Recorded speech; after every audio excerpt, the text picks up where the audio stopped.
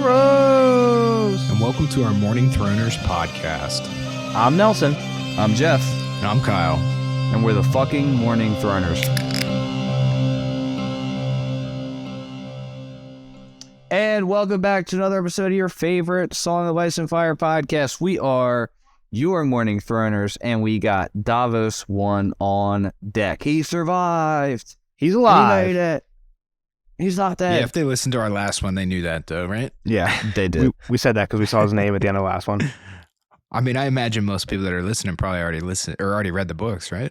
Who knows? We should do a poll or something. I do. If there's ever a spoiler in the non-spoiler section, like in this first section, I do always edit it out just in case. I mean, I'm sure I didn't used to do that. Like, there's a few in the early podcasts we did where Kyle's like, I know this about the show, right? Like, I know Ned dies. Like, we can say that because it's already happened. But like, and that didn't get edited out. But like, I feel like I probably should go back in it because it didn't happen a lot. Like, there's probably only 3 or 4 times where we ever mentioned something that's in the future. You know what I mean?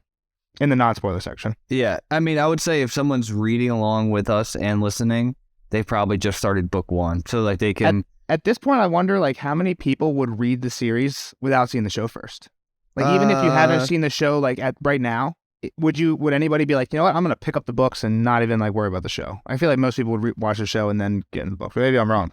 I don't know. Sometimes I'm the other way. I'd prefer to read the book and then check out the show. I definitely prefer to read it first, but when it's like 5,000 pages, I mean, I guess it's 8 seasons too, so it's not both a commitment. But so, Kyle, what do you think about this one? The shortest one by far so far might be like one of the shortest ones of the book, probably. Davos on a rock. That's basically it. Yeah. Podcast over. Davos on a rock. There's more to it. Not a lot though. Definitely the shortest chapter we've had in a while. Maybe the shortest of this whole book. I think on average they're pretty long or longer than the last book and this book. Not too much, but a little bit. But yeah, so basically Davos on a rock. That's definitely where we start. It's not quite. I mean, we're about to leave that situation when we end, but pretty much the whole chapter is basically just him thinking of how he got to the rock and his life on the rock for the past 4+ days. We're not sure exactly how long he's been here. At least 4 days. He says probably closer to a week or 2 weeks. I'm thinking, but I don't know. Yeah. I mean, I think this chapter we texted about it. Like, it's pretty quick. Like, he recaps kind of his part of the battle. He recaps him sitting on a rock. I haven't seen the movie, but it's what I expect, like the beginning of the Tom Hanks movie, Castaway. Like a 5-minute section of him just like sitting on the beach. I've never seen the movie, so I have no clue. That's a movie you should see, man. It's a great movie, but in Castaway, the thing is, there's things there. There's like stuff washed up and food. Plants and animals and space. Davos has rocks, is what Davos, like a rock. Well, and it's just like a big ass, tall, pointy rock. Yeah, like pointy rock. Probably not even comfortable. There's no good spot to lay down, probably. No, it's got to be shredded. Like, that's probably like, like a lava rock almost, like where it's razor sharp edges everywhere. But Davos' situation here reminds me of one other character who I don't think Davos actually mentions at all in this chapter. But we've heard this story before. Man spit back out by the sea. This is what happened with Patchface. Patchface was crazy when it happened to him, but it's basically the same thing. Like, Davos, the one thing he remembers, like the last thing he remembers of the battle is drowning. Like, he remembers water going into his lungs, and then he wakes up in the sunshine on this rock. Like, he fucking drowned, and then he's not drowned. What the fuck? No one's there to give him CPR. Did that dead corpse that he woke up next to give him CPR and then die? Like, what the fuck? And I'm curious if he actually did drown, or if it's one of those things where you kind of black out in a crisis type of thing. And I think if you look at the quote, he says, like, I swallowed water. I remember opening my mouth and see water coming in. I've just read it, so I recall. Well, and and how did he get up for air?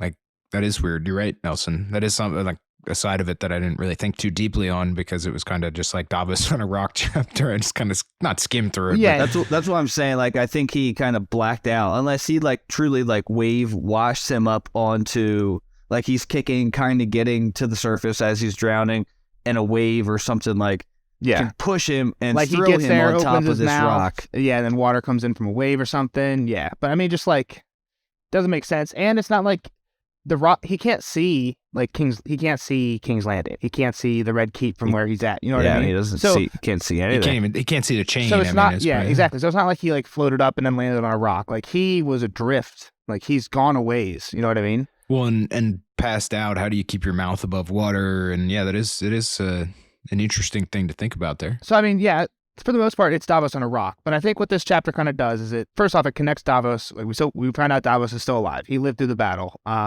The other thing, there's some stuff about his sons that we're talking about a little bit, but the two big things that I think people talk about, like when I say people, like people in the fan, I'm talking about this one, is like, how the fuck did Davos live? Like, it doesn't make sense how he just landed here. It's kind of, is it magical? Like, is there something going on there? I got something to say on that then. Go ahead. And the second one is, he is kind of going crazy because he's been here, no food, no water for, we don't know how long, at least 4 days. And the mother speaks back to him, right? We've seen like Melisandre do some magic-y shit with her god, right? Theoretically, that red god actually has some power. There's shadow babies killing people last book. We've never seen the other gods do anything. Old gods, I mean, Bran has some shit going on. Is that old gods or is that just like something else? But then like the seven are just kind of like, they seem like they're there. They don't do anything magic-wise. The mother doesn't really help him here, except does he correlate the ship coming with the mother? Because he thinks the mother talks to him. Yeah, sorry. Go ahead. No, you're right. The one is the Bran thing. I think is closer to the seven, like speaking through it, like what Osha was saying and everything, than you're giving it credit for. I think you're like, if you're giving this to, or Melisandre's things to her god, sure.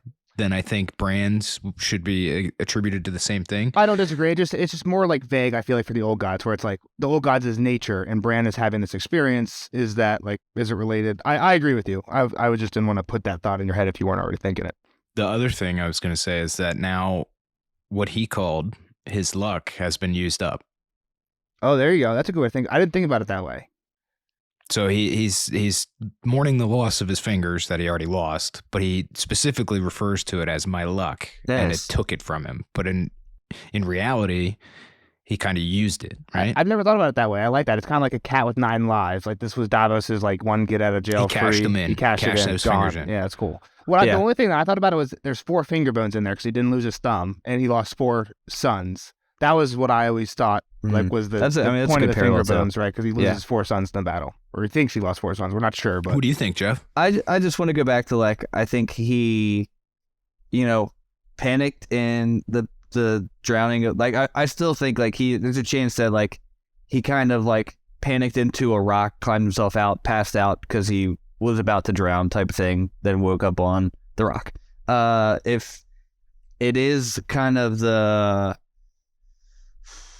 kind of like Nelson said, we haven't seen the new gods kind of intervene. If it was the mother intervening, I think it'd be interesting. I really don't remember. Are these the new gods? The mother, father, gods, yeah, exactly. Yeah. Okay. So the 7 is what they call the new gods. The old gods are with the Bran stuff. The new gods are mother, father, maiden, crone, smith, warrior. Yeah, I mean, there's so many. Then you have the fire religion, and we haven't talked about it kind of late. We have kind of the religion thing kind of not fell away, but it was Cat was probably the last time. So if it is the new gods kind of setting a warrior in place to fight the red god or Melisandre as that prophet, that's interesting. I never thought about it that way. I just thought about it as he's crazy. He just made his way. He just made his way out there, Well, I wasn't thinking. So I think what people think about the mother, it's not so much as she's how he ended up there. If we're talking about any god getting their hands dirty there, it's like the Ironborn god, right? Like the drowned god, right? Theon and his uncle, when they take Torn Square, his uncle's like, we got to drown these people. Like throw them in the well or take them to the ocean. Like we don't just cut their heads off. We drown these people. We go to the drowned god, right? So like they believe in the drowned god. If there's anybody spitting Davos back out of the ocean, it's the drowned god. But later when he's like, I'm not sure if he actually says it. Like, I don't know if he actually relates the ship coming to the mother at any point. But if that's what I think as like the new gods, like that's their hand. They sent the ship to him. He's like, why the fuck is this ship here? No people like they. I mean, we find out it's one of the Lyseni. So there is really. I'm curious to, and we might find out in future chapters. Like, why is this ship here? Like, you're just rolling up to enemy waters to in the most treacherous spot for what? Like maybe to look specifically for Davos or just for anybody? Maybe I don't, but it doesn't seem like. And that was kind of what Nelson was saying earlier about it being potentially weeks that he was on this rock. That doesn't make sense to me. I guess if he got pushed out far enough that like this boat was kind of hanging around the bay for, you know, a day or two, and then it started making its way home and it passed these rocks or something. Like I guess maybe this would be where a map would be helpful, but don't pull up a map. There's not much to see really. It's just like a big bay. The thing more than what Davos says, like these spires aren't on any map that we see. The thing that I'm saying here is we hear that this is one of Salvador San's ships. And Salvador San, as we know, like Yes. he was buddies with Davos. Why? Kyle, do you remember? Like why those two are friends? Because they were smugglers together, right? Davos was a smuggler, but Davos Salvador- was a pirate. exactly, Salvador I'm was sorry. a pirate. Salvador was the pirate. So he Davos was the smart. procurer of goods, and Davos was the smuggler of the goods. So, like Davos is saying, like no honest sailor would be in these waters. Well, this isn't an honest sailor. This is a pirate. This is basically a pirate Yeah, ship. It's a pirate. Yeah, and this is probably somewhere that he's frequenting, or at least his ships are frequenting. Well, I guess the whole reason we're on this topic, though, is like because we were saying, like, why would a ship be here? Did the mother send him? Like, was this from the gods? Well, this kind of makes sense. Like, yes, most ships wouldn't be here, but this ship makes sense why it might be. Maybe it's doing some pirating or like it's trying to sneak away. You know what I mean? It is slightly weird, but slightly not weird because it is one of the like not honest sailors. And Davos says like honest sailors stay away. But those are the two things, like, because I agree with you guys. For the most part, this is going to be a quick podcast, short chapter, like, it's Davos on a rock. But those are the two things that I think are kind of weird to keep an eye out. Is he actually, first off, is the mother talking to him? He says, like, he talks to the mother at one point and she says something back. And does she, is this the new gods and the drowned gods kind of like getting their, hey, we're here too? Because in the second book, we saw the red god basically doing shit with the shadow babies, and Bran's got some shit going on, and now Arya too with the last Arya chapter. Maybe this is the other religions get in there like, hey. And John? And John? What about John? Oh yeah, he had the weird Bran ghost dream. Yeah. Yeah. So, starts off, he's on the rock. He's on the rock, can't find any water, kind of explains the situation where like there's these pools on the rock occasionally. He's already sucked them all dry. He ate all the crabs he could find. And he's just like you already said, he's delirious and he's descending into madness. Yeah, so again, this is like kind of where to get on the timeline. He says 4 days ago all the pools on his little rock were bone dry. I feel like he's been on this rock for like a week. That's what I'm thinking. Probably twice, like 8 days is what I'm 8 days. Just because he like says 4 days. He found some pools. It went away. Then it came back. They went dry while he was there, exactly, and then they came back with the rain, exactly. And he had 3 or 4 days. I'm thinking the same thing. Again, there's no way to know, but it doesn't really matter. Probably not. Yeah. But Yeah. the black, I just like it because like all the timeline. You know, I like to keep the timeline straight, and all the fuckery with the timeline that happened in book 2 and 1. The Blackwater is like a date that is like everyone is talking about throughout the entire kingdom that we should be able to recenter ourselves on, right? So we know the last how many Tyrion days chapter since the battle? exactly was Massive world event. yeah. So we should be able to like Like the recenter comet. exactly. Yeah. So Yeah. So Davos has a fever. He's dehydrated. He's starving. He's trying to eat seagulls. He's not strong enough to kill them. turning his bowels to brown water. Yeah, he's got diarrhea. He's thinking about drinking seawater. He's on a shitty little rock spear type thing. There's other big ones, but he can't swim to them because he's too weak. Yeah, because he thinks about swimming to the closest one. The closest one's actually pretty big. His is 15 feet above the water. The closest one's like 40. And it has seagull nest, right? Exactly. So he's like, if I can get over there, I can get some eggs. But he's like, that I have no idea how far it is. Plus, I would just die trying to swim there. I mean, it makes sense that he's a lifelong sailor, but being a lifelong sailor saved him in that situation because, I mean, that happens nowadays even. People think, oh, I can swim over there. Yeah. And like, probably the swim isn't even the hardest part. It's like, how do you get on that thing, right? Like with actual wave. Yeah, I mean, unless it's like really still out there. I think the swim is harder than you're giving it credit for. I think that's what people get into, you know, where they're like, oh, look at it. I can see it. It's close. And then you get out there and you're stuck. And I'm not like on the ocean a lot, but I do love like one of my like guilty, I mean, maybe not even guilty, but I like watching those YouTubers who like do like survival-y stuff or like go out on like fishing trips or whatever, like solo fishing, catch what you like, you know what I mean? That type of thing. And you see those guys, like, I don't go on the ocean a lot, but like, when you're in like out on the ocean, it can go from like, they call it like glassy, where it literally just looks like glass, right? Because there's not a single wave and it looks like your boat's just sitting on glass. And it can go from that to just like absolute tsunami waves. Tsunami ridiculous, exactly. So like, it's a it's one, and they say it right. Like that's one of the things sailors say is like the ocean will just change on you like that. Like never think. The sea is a cruel mistress. Cruel mistress, exactly. So yeah, Just like in Sea of Thieves, you roll into a storm, you're trying to. yeah, I mean, No the one's storm on. always moves. No one's with on the direction. wheel. You could be in the Jersey Shore, then bam, in a storm. but yeah. So Davos he's fucked up, not doing good.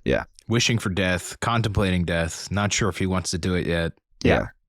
Thinking about his life, thinking about his lost sons. On the wildness of the water, he thinks that like it's autumn and that's like a windy bad season for. But I guess And it's cold. It's cold as shit. He's cold. yeah, at nighttime. He said it in the day it's not bad, but at nighttime it's just fucking cold as shit, and the wind, like the waves pick up a little bit at nighttime. And he calls it his cave, but he says he admits It's a here it's little not really a fucking hole. cave. It's like an overhang barely. Yeah. So Yeah. But yeah, the big thing, one of the big things that he, at least for him, this whole chapter is his sons. Yeah. So that's what. So he starts by talking about like there's no ships. Ships shouldn't be traveling through the spheres. Like it's known as treacherous water. And then he wonders like why should I even live? Because I think he just keeps thinking about the sail like coming. Right? Should he say anything? Should he just die? And why should I live if my sons have all died? Yep. And then we get his kind of recap of the battle. You know, things were going well until the wildfire. Like they were ramming shit, and his sons were. And we've talked about this before. It's a little bit of Yeah. a recap chapter, right? Like there's like 2 pages. It's literally the beginning of the battle. It's Yeah. the beginning of the battle. I was gonna go back and like get the quote from like the ending quote from Davos's last book, but I'm pretty sure it's like copy pasted in this chapter, like where he says like I was rushing towards it and I was flowing into hell or something like that. I think it's pretty much the ending of that last chapter. Descending to hell, yeah, or something like that. Yeah, exactly. So again, he was flung into the water. We knew that. That's how it happened. Him underneath. I didn't write how all of his sons died or where they were. Nels, if you want to recap the ships that they were on. Yeah, so I mean, he basically just, I mean, it's the last time we're probably in. I mean, I'm sure Davos will think of these guys, but fucking gone, so give them some respect.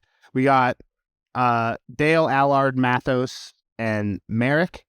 Dale and Allard were each captains on the ships next to him. Lady Mariah and Wraith. And perhaps Devin as well. Devin was with Stannis, yeah. So Devin was Stannis' squire, right? Okay. So he was on the land. Okay, yeah. Because Stannis was on the land, he was supposed to get Gotcha. ferried. So he was in the thick of it, but he wasn't like on the water. So Davos is Gotcha. like, he's a question mark.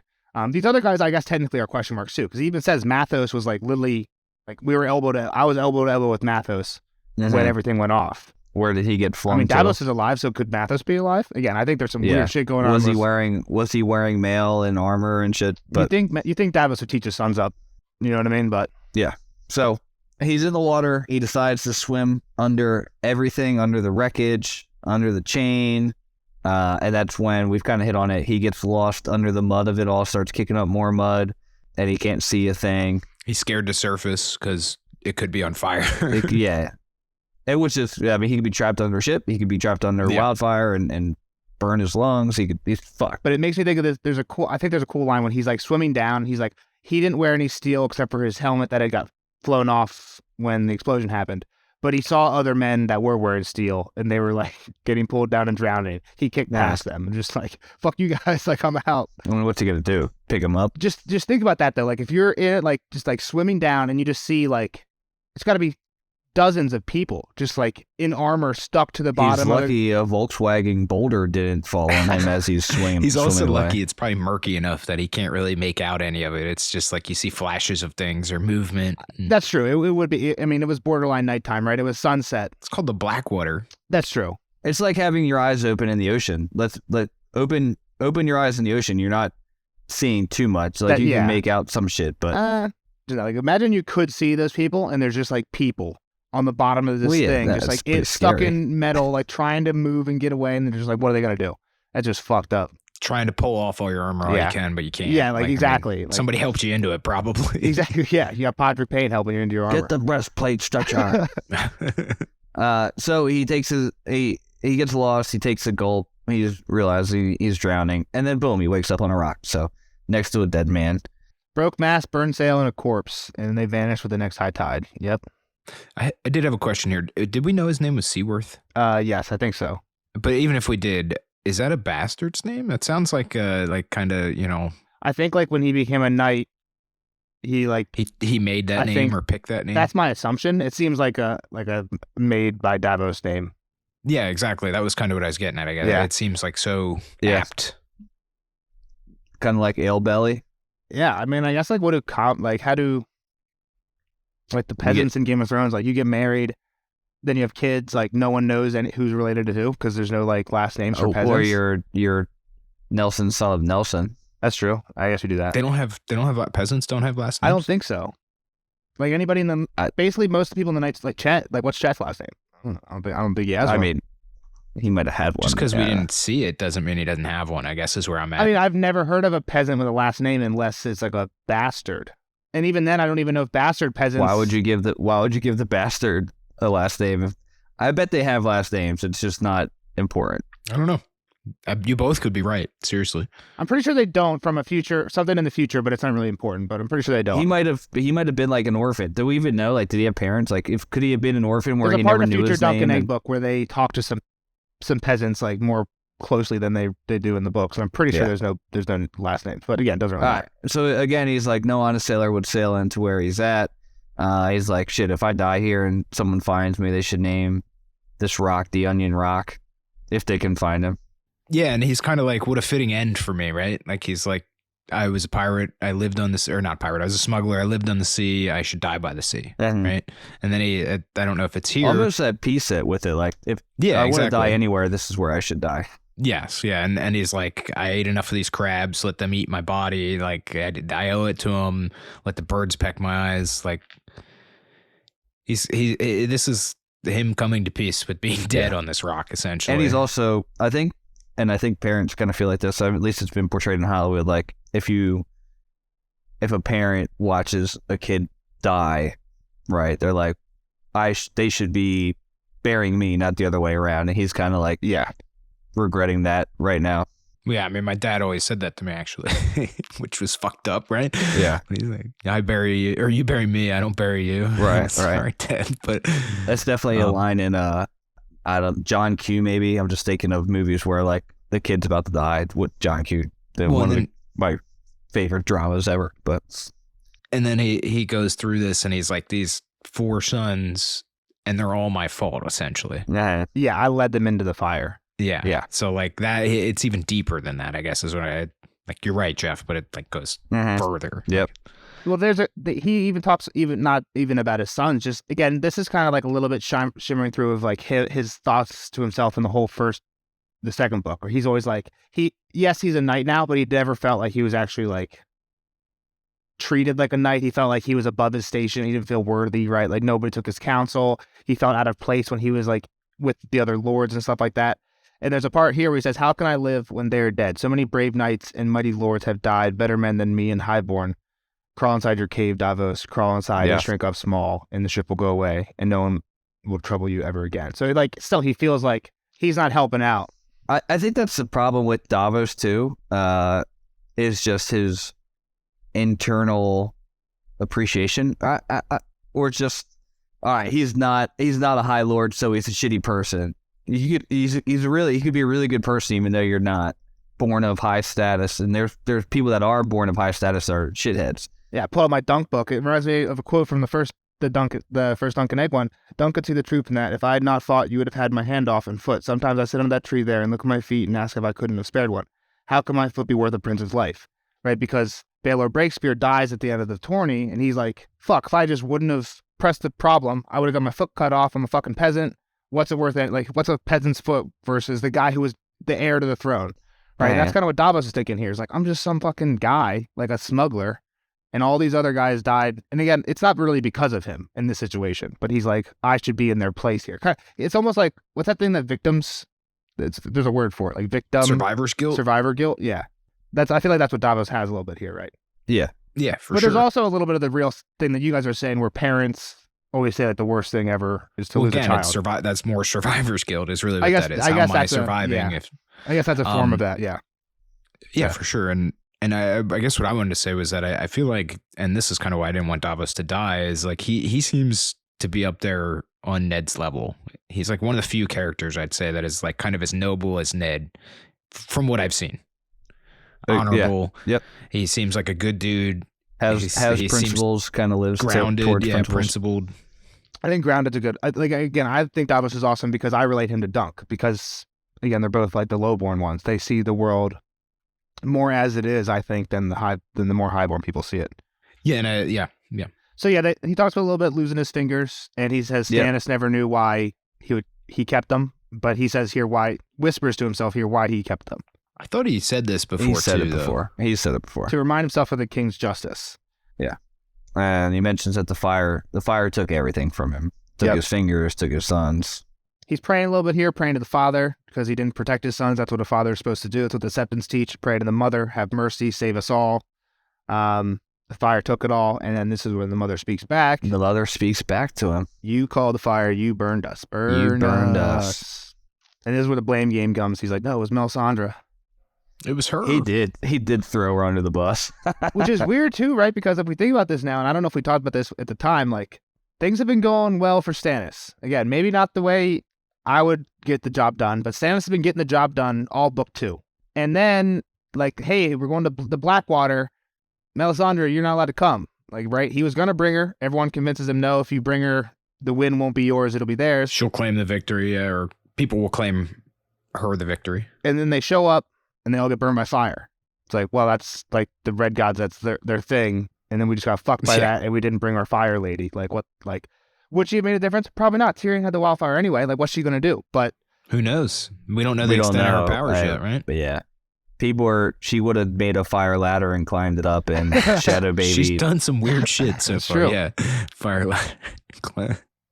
So he does go on about blaming Melisandre, and then the mother's like, well, you stood by and did nothing while she pulled us out, burned us, while she killed Maester Crescent, while you rode her in to deliver Shadow Baby. yeah, I don't think the mother doesn't say anything except for you burned us, right? This is all himself now. Oh, I thought this was more You might be mother. right. You might be right. In my head, It could be him internalizing the mother's saying, but Well, I think it goes because back the first to time like, it's a quote, and then after that it's like italics, right?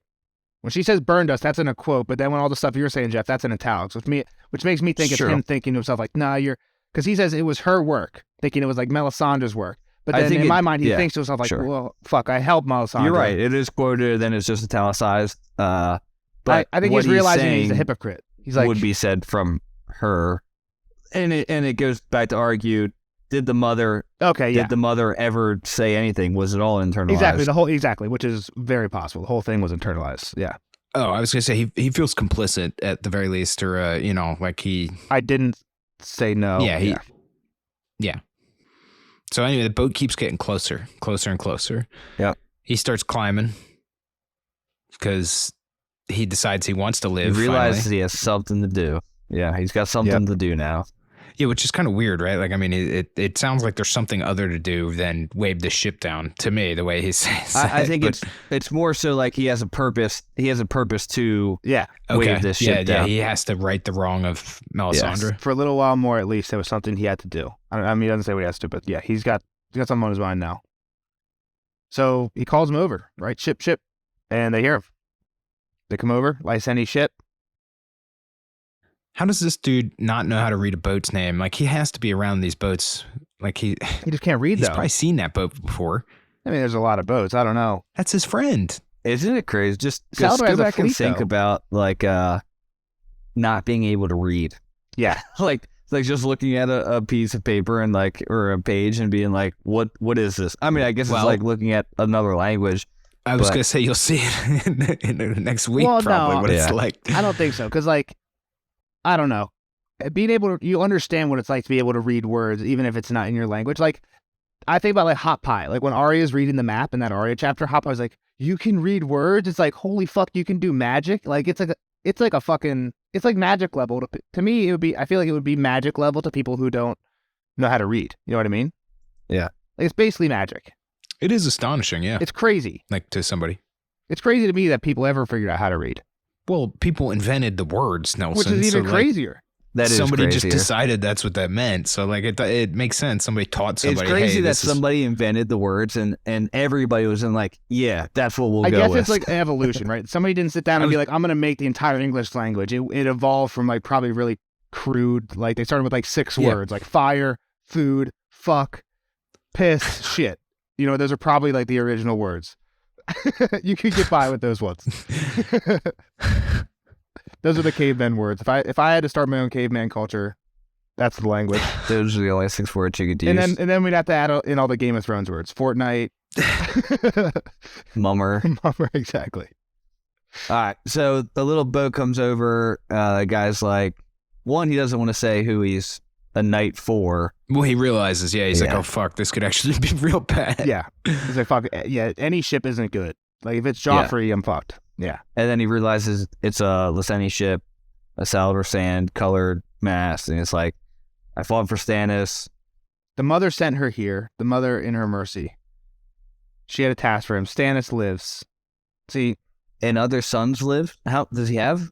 He said that too. Yeah, he has other sons. I have other sons and a wife. Loyal. Well, that was what was crazy to me. The whole time I thought all of his sons died, and then he's like, "Oh, I got fucking 3 more." There was like 4 or 5 of them. 3 more. How many does he have? I think he has 7 total, so he has 3 more. Because he has the one.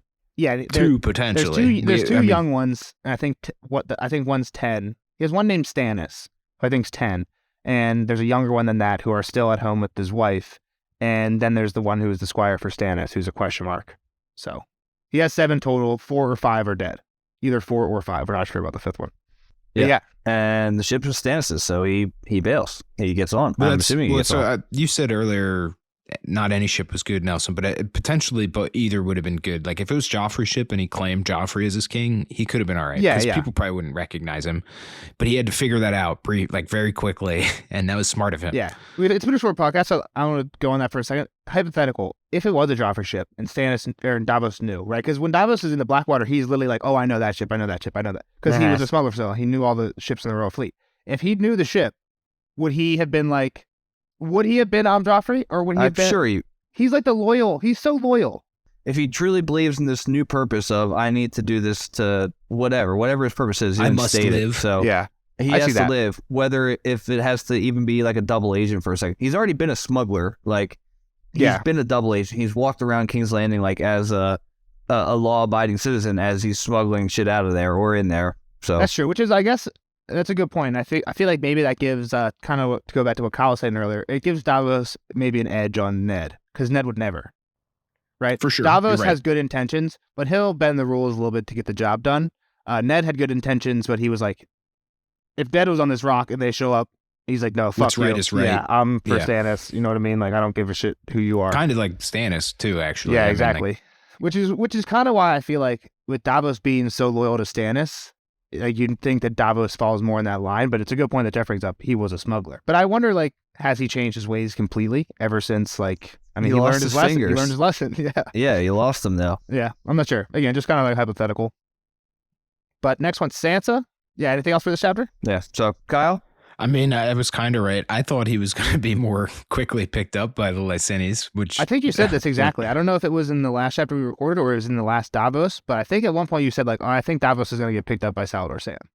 Which isn't exactly right. I definitely said that during the Davos chapter, and I might have said it during the last one too, because that was the only logical, real. If he wasn't dead, how did he make it out of there? To me, at least, I didn't really imagine that he was going to be anti. I want to say Stannis, but it's not really Stannis. It's new Stannis as he is now. Gotcha. And have this kind of, like you guys were just talking about otherwise, but for something else, but the double agent status of like, he's going to be Stannis' friend, but he's also trying to pry this Melisandre lady away from him. He was kind of already doing that last time, right? He was like... Yeah, he was definitely disgusted by the polite political way, like, hey, we shouldn't I follow disagree. This girl. Yeah, raise my hand. But yeah, he's not going to row her into the Storm's End or whatever it is again or anything.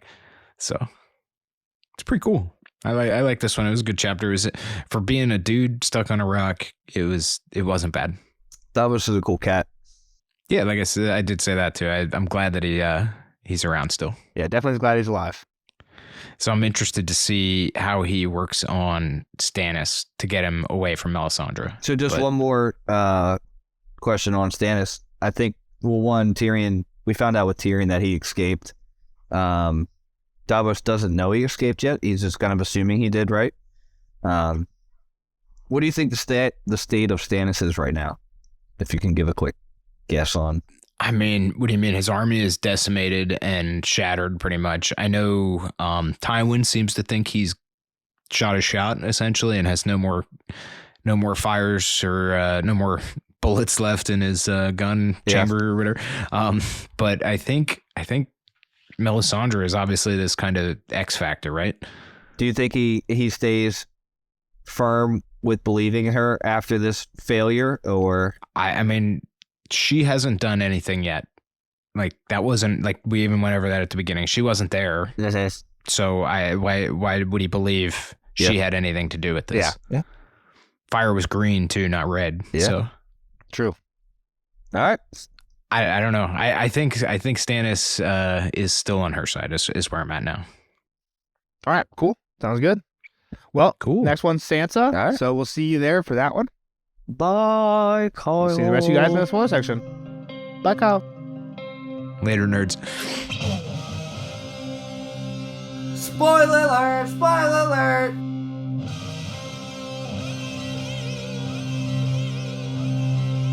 Spoiler alert! Spoiler alert!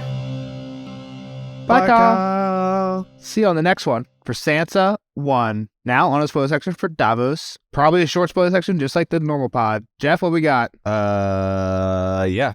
If you're on the treadmill, put that thing up to 11 because we're not You're going to be running here out long. of time. You're not going to get there. You had a short workout already. If you work out while the podcast is going on, and you only got like a few minutes left, so get it up there. So I just want to hit on the mother speaking to him, and if it's truly the mother, I think it is the first sign of the new gods intervening. If it's not the mother and it's a player that we already kind of know is a player, is it Quaithy? That's interesting. So I don't think it's the mother because if it is, we never, that I can think of, ever see the Seven Intervene again? have any power ever again. Yeah, But it doesn't make sense for them not to. If every other religion kind of has this power and being, why not them? I mean, without being that cynical, like anti-religion guy, like a lot of people would say that the whole point of religion is to have an institution that has some power over people, right? So you create this institution, people follow you, and now you have power. It's like a big cult. But Right. isn't that every religion that we've already talked about in this Sure, except book? So why would this one not have? I'm just saying, just because some gods exist doesn't mean that cults can't exist, right? And again, I'm not trying to say anything about like real world religions with this claim. All I'm just saying, saying is you've got these entities, the drowned god. I mean, I'm not going to say the drowned god because it sounds like they just take the sea as the whole drowned god, right? Like if a ship crashes, it's because the drowned god took them. But the fire god, like we're seeing shit, like we see shadow baby magic, like we see that.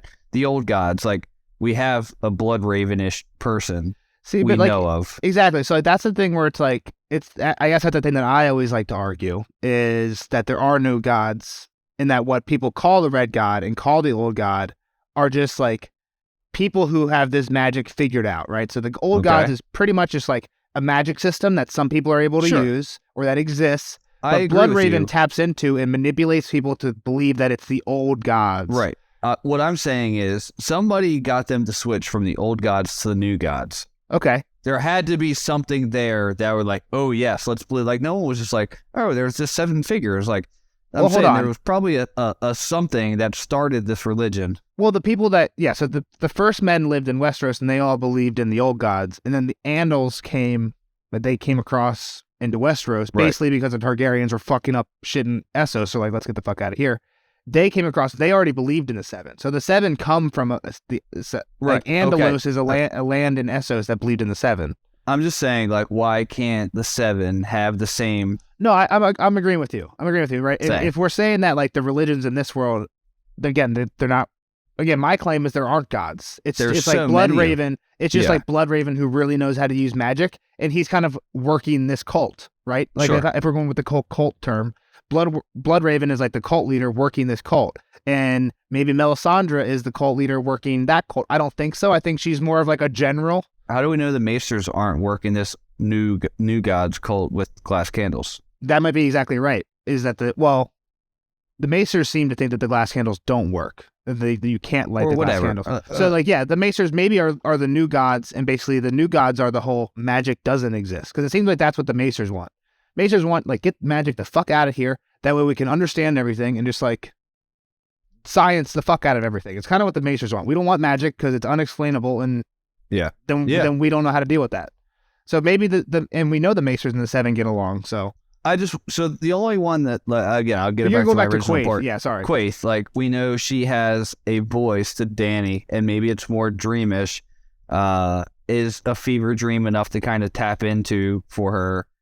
Does she have a little bit of a vengeance against Melisandre because they're both from a Shy-ish or Shadowlandish? So I like this idea, but if we actually think about it, who would, like, if someone was trying to act on this, right? You'd need to not, like, who gives a fuck what Davos is hearing? Well, you'd need to talk to the sailor and send them this way. You know what I mean? You need to talk to. They already have, maybe. They already have. Like, I'm not like saying that's impossible. I asked it in the normal pod, like, why the fuck is this ship doing this? Why is this ship risking this? One, even sailing through the spears. Two, getting this close to enemy territory right now. It doesn't make sense for the ship to be there. So I'm saying maybe it's already happened. Yeah, I don't think we get this, but it'd be really badass and, like, really cool and, like, go perfectly with this. If, like, in the next Davos chapter, he's talking to the captain of the ship and he's like, "Why were you out there?" And he's like, "It's weird. I had this crazy dream." Kind of like in one of the Pirates of the Caribbean movies where Elizabeth, like, basically makes one of the dresses into a puppet. Yeah, and she, like, gets into the point toward Tortuga. Yeah. But she's working like a puppet with, like, the ropes from the sails. Yeah. And say Tortuga. It's the first one. You know what I mean? Like, basically, that's what Quaithe is doing to this ship guy. She's right. Like, go to the spheres. Exactly. And that's how he ends up here. I don't think we ever get a hint of that, but that'd be really cool. And I'm just saying, too, like, she's from where Melisandre's from. Like, she might have something against this person and be like, Davos is a good guy to maybe end up helping Dany. Like, I don't know. Like, Davos is going to end up with Jon, right? Or at least he's at White Harbor. Davos, yeah, exactly. So I'll tell you one thing that I've heard is people think that Davos loses his finger bones, and what if my only point for the spoiler section was his finger bone thing. So he loses his finger bones, and we even talked about it in the normal non-spoiler section. What does he say his finger bones is like? You know, like, he's like, Stannis never understood it, but this is why I always kept it. It reminds me of my King's Justice, right? Yeah, it reminds me of why I like Stannis. What he always said was like, oh, so he lost him, so now he doesn't like Stannis, you're saying? Exactly. And I've never really thought this. I've thought that Davos was loyal to Stannis through and through. And I still believe this, and maybe I'll change my mind on this read through. I think he's loyal to Stannis through the end of the books. But I think some theories that I've read looking into it before this chapter, like before this podcast, was like, he's double agenting. Well, this is a sign that I'm not as loyal to Stannis anymore. Like, Stannis is kind of falling off the deep end, kind of like Kyle was saying. Like, Kyle's like, he's following the Red God if he keeps down this path. And, you know, if we think show-wise, right, let's talk about show now. What could Stannis do, do you think, that would get Davos... If he burns Shireen. Davos is gone, and Davos is on Team Jon now, right? Like, my king... Is it Shireen or Shireen? Shireen. Yeah, Shireen. His wife is Selyse, and his daughter Shireen. If he burns her, I'm out. Davos is out, too. There's no way Davos sticks by Stannis if he burns. And that's exactly it. Like, my King's Justice is gone. But I also liked what Kyle said about the bones. And, like, this was my luck. This was, like... I think of it like a cat with 9 lives. This was my life. I had an extra life, and it's gone. Let me go back again. The Shireen burning, although brutal, was like super Games of Thrones. Yeah, I mean, that's George R. R. Martin through and through. So it's like one of the things where it's like I don't like how he burned her, and then literally the next chapter he just like he's dead in a blink. Like, Stannis deserved the Battle of the Bastards level episode. Stannis deserved that. He didn't deserve to just wake up dead on a tree. No, he didn't. Stannis the Manus did not deserve that. So again, it's one of those things where I hope that the Shireen thing doesn't happen. That we had a good character in Stannis, so we just killed him. I hope the Shireen thing doesn't happen, but you're right. There's no way that was a Dave and Dan idea. That was a George idea. That's a Hodor idea. That's a Ned death. That's a Red Wedding. That is Shireen George on the R. wall? Martin idea. Is she on the wall still? She's up there. Yep. Not with him in the woods right now. I think the popular theory in the fandom is that Melisandre does the Shireen burning to bring back Jon. Melisandre is basically like, you know what? It's not Stannis. Stannis isn't the Manus. Jon is the Manus. Shireen's death, it takes death to pay for life. That's how we get Jon back. Dude, Jon kill himself if he found out a little girl died for him. Sure, but then let's think about like what we're talking about here, right? With Davos. If Davos decides, you know what, I'm anti-Stannis now. Who's he going to? Not Jon if he realizes that Shireen was killed for him. But Jon didn't do that. You know what I mean? Like, how could Davos hold that against Jon? And I think that's even more George R. R. Martin. You know what I mean? Put Davos in that spot. Dude, Davos would get on a ship and just sail forever. Say it's like Davos doesn't know right away. Davos has been serving Jon for a few months. He realizes how awesome Jon is. This is after Jon's resurrection. And then he realizes how that all that shit went down. Like, what's he do? He leaves Jon? Like, Jon didn't have anything to do with that. I don't know. What if him and Jon find out together that's how Jon came back? Yeah, neither him and Jon would be cool with that. Then what do they do? You know what I mean? That is some... That's some crazy ass shit. I kind of liked in the show that Davos was there to fight with, like, Dolores, Ed, and them. Yeah. For the resurrection. He's like, oh, I'm not much of a fighter, but there he is, like, sword in hand, ready to go. The problem with the thing I was just proposing, right, is that if that happens, Stannis, I think the theory that I proposed, the first one, that Melisandre burns Shireen to bring back Jon, the theory though is that Stannis doesn't know, because Stannis isn't with them right now. Stannis is down at Winterfell, so the idea would be that happens while Stannis isn't there. So Melisandre burns Shireen basically probably on Selyse's orders, not on Stannis's. So does that really give Davos a dilemma if Stannis wasn't the one who ordered it? You know what I mean? Like, does it become a problem? But, so the point I had about the finger bones was because there's a thing that people really wonder about. Mance Raider chuckled. I had my doubts as well, Snow, but why not let her try? It was that, or let Stannis roast me. The bones help, said Melisandre. The bones, remember, the strongest glamours are built of such things. A dead man's boots, a hank of hair, a bag of finger bones. With whispered words and prayer, a man's shadow can be drawn forth from such, and draped about another like a cloak. The wearer's essence does not change, only his seeming. Yeah. So they're talking about here when Mance Raider is glamored as Rattleshirt. And Davos, Jon's like, what the fuck? How is this working? Exactly. Because he's wearing the bones. He's wearing the Rattleshirt bones. And those aren't even Rattleshirt's his bones. Those aren't even his bones. Those are just like, that's like his uniform, basically. So Melisandre's explaining how a glamour works, and the example she gives is like, oh, a bag of finger bones. If you were wearing... All right, so who's glamoring as Davos right now? No one yet, but the theory is, could Melisandre have Davos's finger bones, and later if a Davos... Because right now, the last we saw of Davos was basically he shows up, right, with he's in White Harbor. He gets thrown in the dungeon because Manderley doesn't want to seem like he's pretending to be on Team Joffrey. So he throws him in the dungeon, puts a fake person's head on the walls, and then then he basically talks to Davos in secret, says, hey, you're after Rickon, get the heck out of here, slaps him on the ass and kicks him out the back door. That's the last we'll see of Davos. So what if Davos shows up like in Winterfell, right, and we see him from a different POV, not a Davos POV? I think the theory is that Melisandre somehow has his finger bones, which I think is ridiculous. Like, how the fuck would she get his finger? Like, he lost them in the ocean. She paddled out there.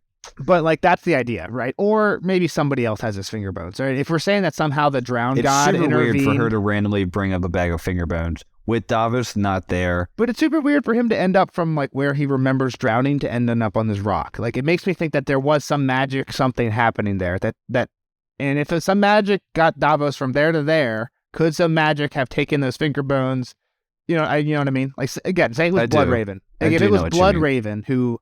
Again, I don't think it was Bloodraven, but say there's like a drowned god manipulator, like Bloodraven's the old god manipulator.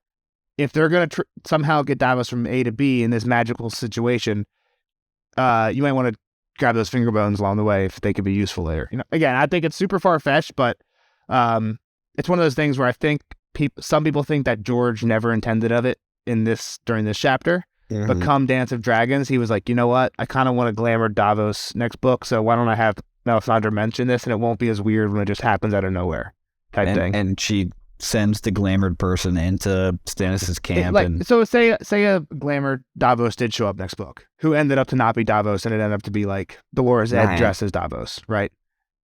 We would be more accepting of that because of this quote. Sure. If without this quote, it's like, what the fuck? How the fuck does Mel have his finger bones? But because of this quote, it's like, Could she? I still don't think she could, but wouldn't want just like, okay, everybody can be glamour now. Like, I feel like that's stupid. Like, yeah, it's one of the things where you want to use it, you want to use it glamour, sparingly. Yeah. But that's the only thing is like people think that is a weird quote. So I thought it that is was definitely super worth bringing up It's here where he super weird. loses his finger boat. So All right. that's all I had. Bye, everybody. We'll see you guys in the next one for Sansa 1. Thanks for listening. Easy to remember the numbers this early on. Oh, yeah. We'll see you guys in the next one. We'll see Jeff have first honeymoon. All righty. Bye-bye.